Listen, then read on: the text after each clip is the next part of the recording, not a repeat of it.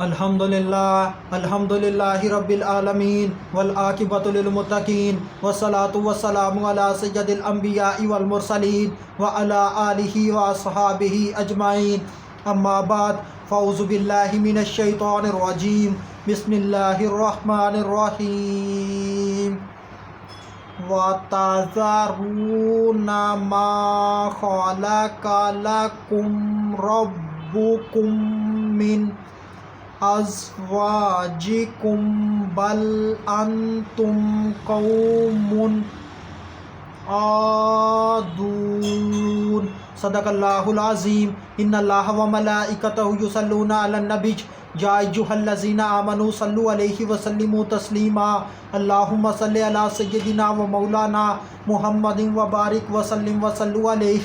الصلاۃ والسلام علیک یا سیدی یا رسول اللہ، الصلاۃ والسلام علیک یا سیدی یا حبیب اللہ، الصلاۃ والسلام علیک یا سیدی یا محمد الرسول اللہ صلی اللہ علیہ وآلہ وسلم۔ اللہ تبارک و تعالیٰ کی حمد و ثنا اور اس کے پیارے حبیب حضرت محمد صلی اللہ علیہ وآلہ وسلم کی ذات اقدس پر درود و سلام کا نذرانہ پیش کرنے کے بعد میں سچے دل سے دعا گو ہوں کہ اللہ عز و جل میرے حاضرین، ناظرین، سامعین کے مال، جان، عزت، آبرو میں برکتیں عطا فرمائے، اور دعا گو ہوں کہ اللہ عز و جل مجھے حق سچ ٹھیک بیان کرنے کی توفیق عطا فرمائے۔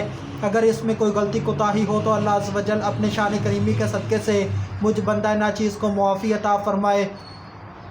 دعائیہ کلمات کے بعد آج کا جو میرا عنوان ہے وہ ہے بیویوں کا معاملہ۔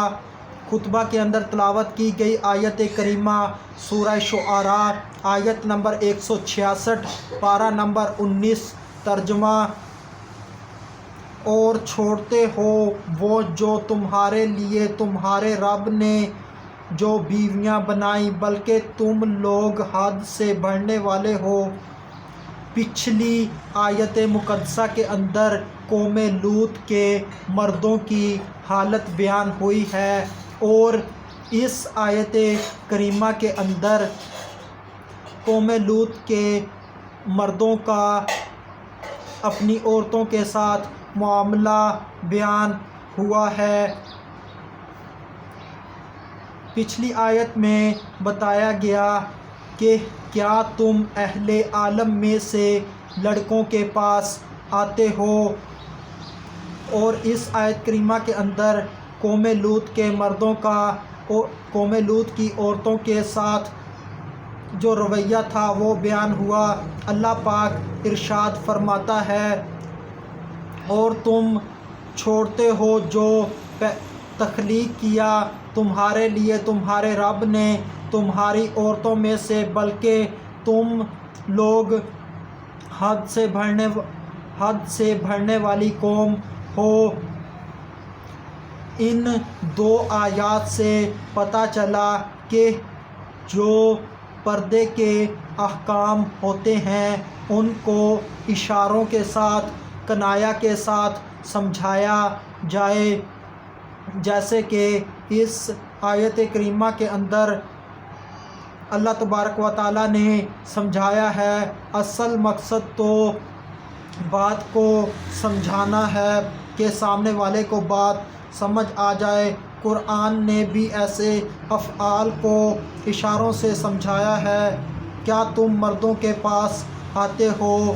اگر اس کو کھول کر بیان کیا جائے تو اس کا مطلب یہ ہوگا کہ تم مردوں کی دبر کے اندر دخول کرتے ہو۔ قرآن پاک نے کتنے اعلیٰ انداز میں بات کو بھی سمجھا دیا، بات بھی سمجھ آ گئی، اور شرم و حیا کا بھی خیال رکھا۔ اسی طرح نبی پاک صلی اللہ علیہ وآلہ وسلم بھی شرم و حیا والی بات کو نہایت اعلیٰ انداز میں بیان فرما دیتے، جس سے سامنے والے کو سمجھ بھی آ جاتی اور شرم و حیا کا لحاظ بھی ملحوظ رہتا۔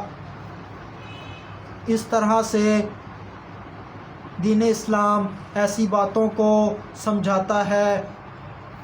اس آیت کریمہ میں اور تم چھوڑتے ہو جو بنایا تمہارے لیے تمہارے رب نے تمہاری بیویوں سے۔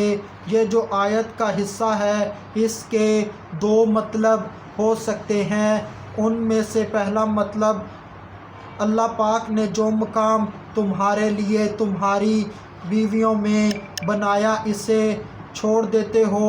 کھلے لفظوں میں خالق کائنات نے جو تمہاری بیویوں کے اندر فرج کا مقام بنایا ہے اس کو تم چھوڑ دیتے ہو، اس کو تم استعمال نہیں کرتے۔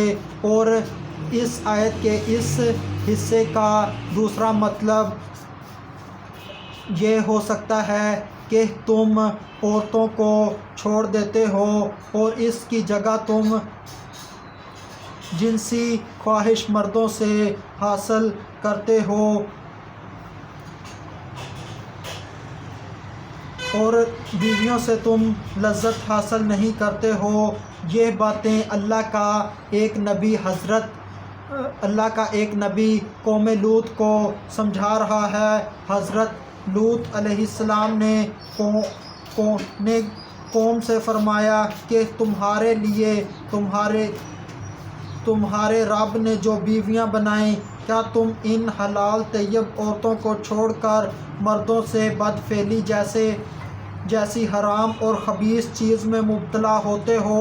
بلکہ تم لوگ اس خبیث چیز میں مبتلا ہوتے ہو، بلکہ تم لوگ اس خبیث کی وجہ سے حد سے بڑھنے والے ہو۔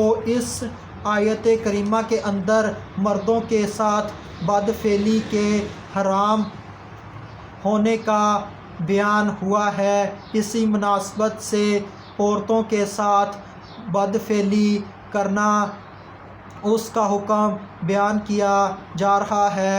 عورتوں کے ساتھ بدفعلی یعنی کہ عورتوں کے سرین کے اندر دخول کرنا، جس طرح مردوں کے ساتھ بدفعلی کرنا حرام ہے، اسی طرح عورتوں کے ساتھ بھی بدفعلی کرنا حرام ہے۔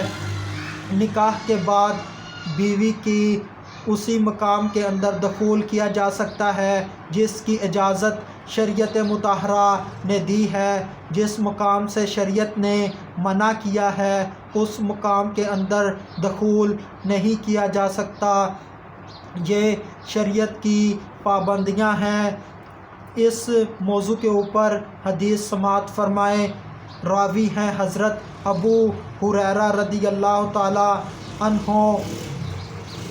نبی کریم صلی اللہ علیہ وآلہ وسلم نے ارشاد فرمایا، جو اپنی بیوی کے پچھلے مقام میں وطی کرے وہ ملعون ہے۔ ملعون سے مراد لعنتی ہے، یعنی کہ اس کے اوپر لعنت پڑتی ہے۔ حدیث کا حوالہ ابو داؤد کتاب النکاح باب فی جامع النکاح جلد نمبر 2 صفحہ نمبر 362، حدیث نمبر 2162۔ آخر میں اللہ تبارک و تعالیٰ سے دعا ہے کہ اللہ تبارک و تعالیٰ ہمیں ویسے ہی عائلی زندگی گزارنے کی توفیق دے جیسے شریعت مطہرہ کہتی ہے، اور اللہ تبارک و تعالیٰ ہمیں حرام کاموں سے بچائے۔ وما علینا الا البلاغ المبین۔